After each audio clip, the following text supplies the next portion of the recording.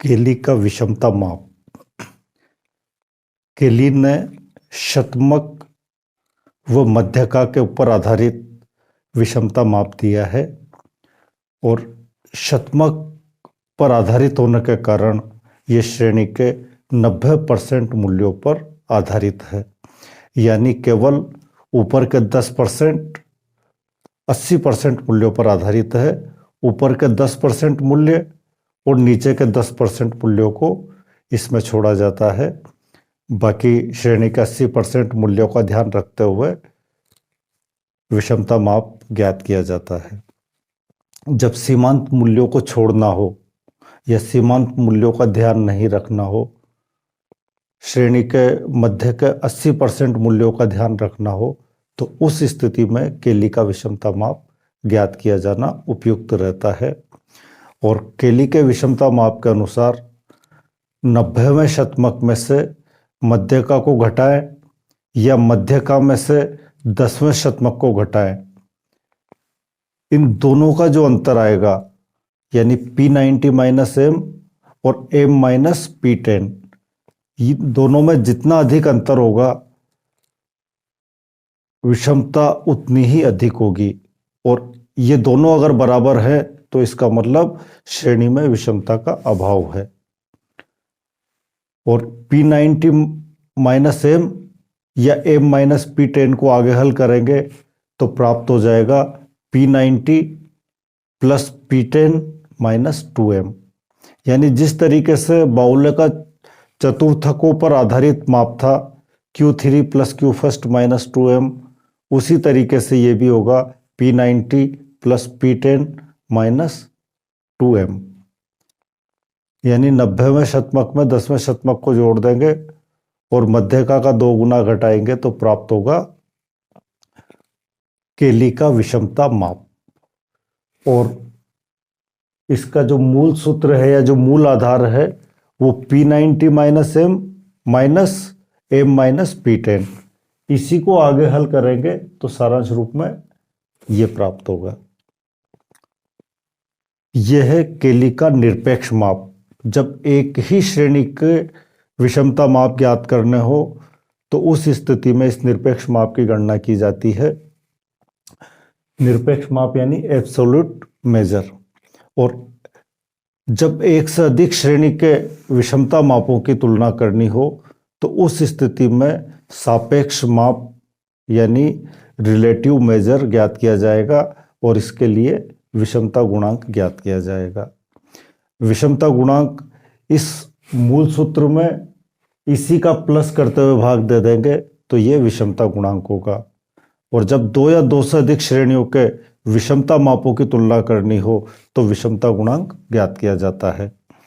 यानी विषमता गुणांक का मूल सूत्र हो जाएगा P90 माइनस M और M माइनस P10 बटा P90 minus M plus M minus P10। और इसको हल करेंगे तो सारांश रूप में बचेगा P90 plus P10 minus 2M बटा P90 माइनस P10। ये होगा विषमता गुणांक या विषमता का केली का सापेक्ष माप। और केली का सापेक्ष माप यानी 2 से अधिक श्रेणियों के विषमता माप की तुलना करनी हो तो ये सापेक्ष माप यानी विषमता गुणांक ज्ञात किया जाएगा। ये परसेंटाइल पर आधारित है, शतमकों पर आधारित है, तो इसके लिए गुणांक के लिए संकेत यूज करेंगे JP। J यानी गुणांक के लिए और P यानी परसेंटाइल पर आधारित है इसलिए। और SK का मतलब है स्क्यूनेस यानी विषमता। यहां केली के विषमता माप में जो P90 और P10 को यूज किया है उसके स्थान पर दशमकों को भी यूज किया जा सकता है। यानी P90 की जगह D9 और P10 की जगह D1। P90 का मान और D9 का मान बराबर आएगा और उसी तरीके से P10 का मान और D1 का मान बराबर आएगा। तो दशमकों के आधार पर अगर ज्ञात करना है तो यही सूत्र हो जाएंगे, केवल P90 के स्थान पर D9 हो जाएगा और P10 के स्थान पर D1 हो जाएगा।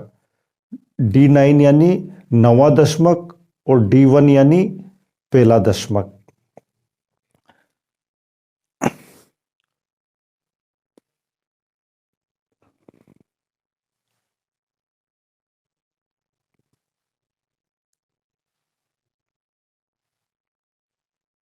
जिस तरीके से केली का सूत्र P90 plus P10 minus 2m और बाउले का सूत्र हो गया है Q3 plus Q1 minus 2m और बाउले का गुणांक Q3 plus Q first minus 2m बटा Q3 माइनस Q1 और केली का हो गया है P90 plus P10 minus 2m बटा P90 माइनस P10, यानी बाउले में P90 और P10 के स्थान पर Q3 और Q फर्स्ट का उपयोग किया गया है और केली में P90 और P10 का उपयोग किया गया है और P90 और P10 के स्थान पर D9 और D1 का भी उपयोग किया जा सकता है। Q3 और Q फर्स्ट यानी उच्चतम चतुर्थक और निम्नतम चतुर्थक या तृतीय चतुर्थक या प्रथम चतुर्थक, क्वार्टाइल थर्ड या क्वार्टाइल फर्स्ट।